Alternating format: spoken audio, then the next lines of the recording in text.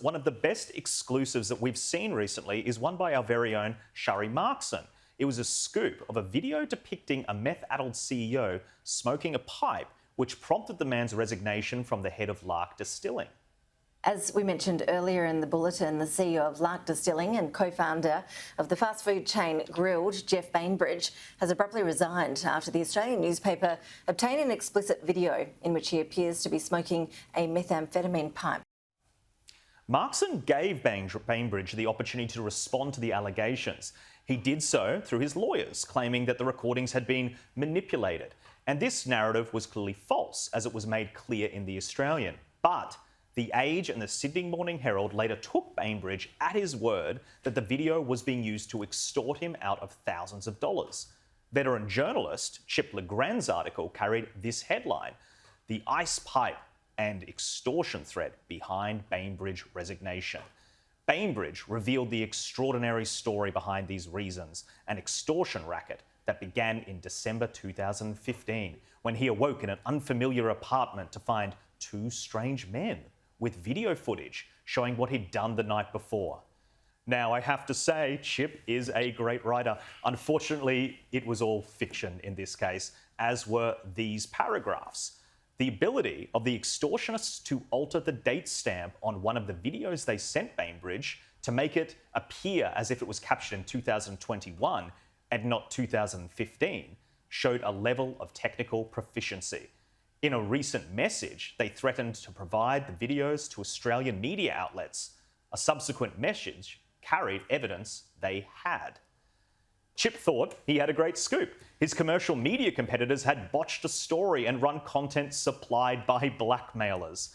The only problem is that it was all false, and Sharri Markson proved the videos were recent, not involved in an extortion threat, and were filmed in Bainbridge's own home rather than a secret South Asian location. That's right, Markson actually did some journalism here and looked up his property records and matched the digital real estate photos with markers in the video, providing very concrete evidence Bainbridge was lying. It's been revealed a video which multi-millionaire Geoff Bainbridge says was used in an extortion plot against him was actually filmed in the bedroom of his Melbourne home in the last 18 months.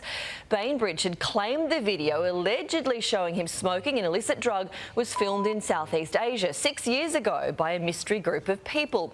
But online real estate photos show the interior lighting and decor in the video matches his Middle Park home. When asked for a comment by The Australian, Mr Bainbridge declined. The Age has now retracted the story, deleted the article and run a correction, but Chip's tweets, plugging his scoop, were still live by the time we went to air. Chip drank up every line of their fake news and sent it far and wide into the cesspit which is Twitter. And in the fake news cesspit, we find self-appointed judge of media integrity, Paul Barry, who tweeted out a link to Chip's false version of the story, increasing the spread of misinformation. We await your apology, Mr. Barry. And Guardian activist journalist Nino Bucci wrote, "You should read the whole thing, but in short, the Oz was offered a video that had seemingly been obtained by extortionists and decided to run it." They weren't the only ones to be fooled either, with this strange radio segment going to air.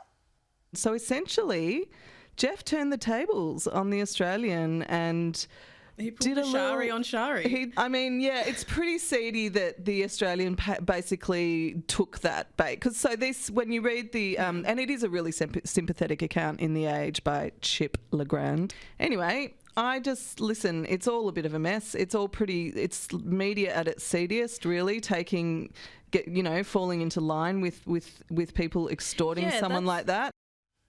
Now, journalism can be a competitive environment, but what this shows is just how ready those competitors can be to swallow false news when it discredits their opponents. Well, Chris, I'm very interested to hear your thoughts on this.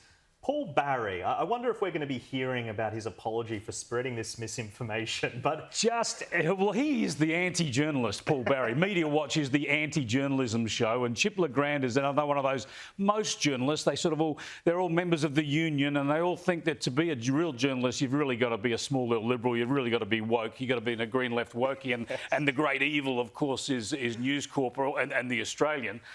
Difference is, though, between Chip LeGrand and Sharri Markson is Sharri is a bloody good journalist. She checks all of her facts, and she nailed this story through just legwork, just shoe leather, just going to the site and checking the room and that appalling lampshade that doesn't turn up in too many rooms, and exposed him as lying. And yeah, Chip LeGrand, The Age, the Sydney Morning Herald, the ABC Media Watch, all too keen to actually tar the Australian. I work for the Australian Declaration, great newspaper. Try and tar the Australian as if it was either almost working in cahoots with criminals on an extortion attempt.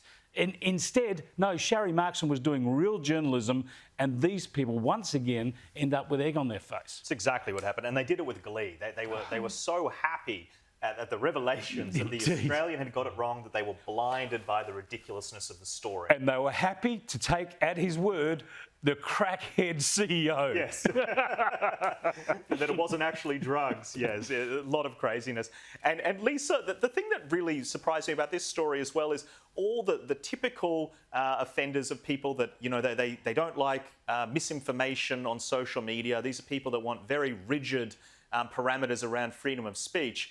Well, Paul Barry and journalists from The Guardian are out there spreading this misinformation, and they haven't deleted their tweets. I haven't heard them saying, look, we're sorry, Sharri, for inferring that you were working with blackmailers, which is what they were doing. They don't apologise. They just quietly sneak off once their story is discredited. Oh, look, and I'm sure Sharri is still waiting for apologies for the attack she had when she was pursuing the story about the coronavirus. We're still waiting to hear that one come through. But I think what this points out, Jack and Chris, is it's embarrassing. It is really embarrassing, because when it's laid bare just how easy it was for Sharri to go back with some good, honest journalism and track through, and as you say, that marker, that decor, that lampshade, that was a dead giveaway. It wasn't hard if you put the time in to trying to find the truth, and that's what's missing. It's the good. When I was a journalist, when I started more than 20, close to 30 years ago, it was about getting out the phone book and looking through, the white pages to find the person to ask the right questions. That basic level of journalism, that the checks and balances just don't seem to be there across a lot of the media now, and that's what's really disappointing. Yeah, she makes such a good point. One of the things that jumped out at me was Amanda Mead's take on it. So she wrote before Sharri went through and disproved these criticisms, a tale of two stories. Who's right? Now, instead of writing that, the time it took her to do it, Amanda could have gone... Be a journalist, hey? Figured out what was correct. This is the thing. It's all about narratives with these lefties in the media. It's who benefits from this story? Is it the good guys or the bad guys? Is it Nine Media, ABC, or News Corp? Is it the liberal, right or left? Yeah. No, actually, how about you just find out the facts? That's what people want to know. The facts. Yeah, publishing a story about the mystery of it all.